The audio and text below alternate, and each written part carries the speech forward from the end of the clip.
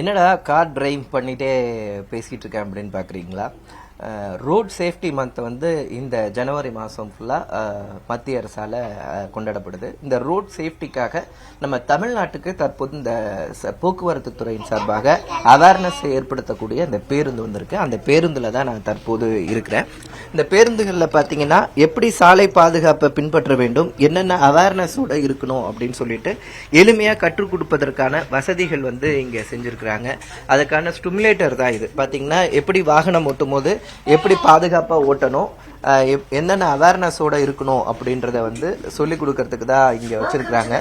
Car ஓட்டுறவங்க எப்படி அவங்க வந்து சாலை விதிகளை பின்பற்ற வேண்டும் அப்படின்னு சொல்லிட்டு இந்த ஸ்டிமுலேட்டிங் அந்த டிரைவிங் கிளாஸ் வந்து நமக்கு இந்த பேருந்துகளை சொல்லி கொடுத்துருக்காங்க. இந்த பேருந்து பாத்தீங்கன்னா மத்திய அரசினுடைய போக்குவரத்து துறையின் சார்பாக இந்தியா முழுவதும் சுற்றி வருது. ஒரு மாதம் இந்த ஜனவரி மாதம் முழுவதுமாக பாத்தீங்கன்னா இந்த பேருந்து இந்தியா முழுவதும் சுத்த இருக்குது. குறிப்பா இந்த பேருந்து தற்போது கோயம்பேடு பேருந்து நிலையத்திற்கு அருகே நிறுத்த வைக்கப்பட்டிருக்குது. இந்த பேருந்துக்குள்ள ஏறினீங்கனாலே நீங்க பார்க்கலாம், நம்ம ஒரு ஹைவேல நிக்கிற மாதிரி இருக்கும், ஒரு காருக்குள்ள இருக்கிற மாதிரி இருக்கும். இது போன்ற நிறைய வசதிகள்லாம் இங்க செய்யப்பட்டிருக்கு. இதுல எப்படி இந்த டிராபிக் சிக்னலை நம்ம வந்து ஃபாலோ பண்ணணும் அப்படின்னு சொல்லிட்டு சொல்வதற்கான வரையறைகள்லாம் இங்க இருக்கிறது.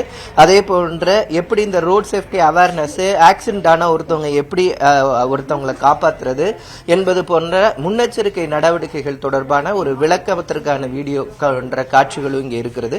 மேடம், இங்க என்னென்ன மாதிரியான அவேர்னஸ் ப்ரோக்ராம் இதுல பண்றீங்க? சார், இங்கே வந்து ரோட் சேஃப்டி டிராஃபிக் ரூல்ஸை பற்றி சொல்லித்தரோம். அண்ட் ஒரு ஆக்சிடென்ட் நடந்துச்சுன்னா நம்ம ஃபர்ஸ்ட் போலீஸ்க்கு இன்ஃபார்ம் பண்ணிட்டு நெக்ஸ்ட் என்ன ஃபாலோ பண்ணணும் ரூல்ஸ் அண்ட் கற்றுத்தரோம்.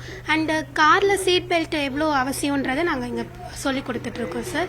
அண்டு நமக்கான கார் ஸ்டிமுலேட்டர்ஸ் இருக்குது. ஸோ அதை வச்சு நம்ம டிரைவிங்கில் வந்து நம்ம இம்பார்ட்டன்ஸை சொல்லி கொடுக்குறோம் sir. And we have some teams to register the program. And நம்ம பீப்புள்ஸ்க்கு அவேர்னஸாக இங்கே ஆல் ஓவர் தமிழ்நாட்டில் கொண்டு வந்துட்டுருக்கோம் சார். இந்த பேருந்து பார்த்தீங்கன்னா குறிப்பாக இந்தியா முழுவதும் முக்கிய நகரங்களுக்கு போகுது. அது இல்லாம பள்ளிக்கூடங்கள்ல சிறார்களுக்கு முக்கியமா அவங்களுக்கு ரோடு, ஏன்னா ரோடு கிராஸ் பண்ணும்போது அவங்க எப்படி கிராஸ் பண்ணணும், ரோடு கிராசிங் போது என்னென்ன விதிகளை பின்பற்றணும் என்பது தொடர்பான ஒரு சிறிய வகுப்புகள் எடுக்கப்படுகிறது. அது மட்டும் இல்லாமல் இளைஞர்களையும் கவரக்கூடிய வகையில எங்க பார்த்தாலும் இப்ப ஏஐ வந்துருச்சு. இப்ப பாத்தீங்கன்னா ஒரு போட்டோ கூட இங்க இருக்குது.